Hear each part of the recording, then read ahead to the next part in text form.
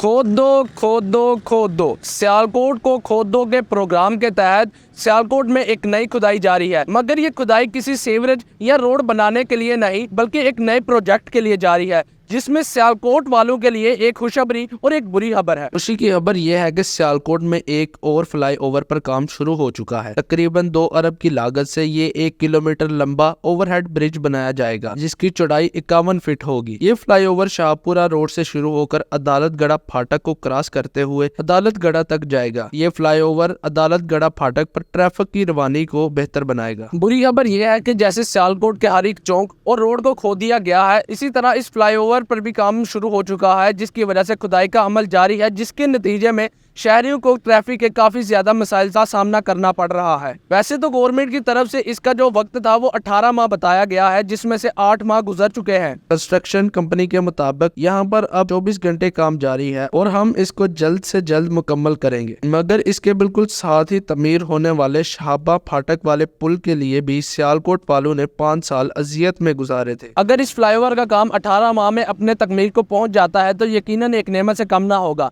आपके ख्याल में ये काम कब तक कंप्लीट हो जाएगा? कमेंट सेक्शन में हमें ज़रूर बताइएगा। मिलते हैं अगली वीडियो में। अल्लाह हाफ़िज़।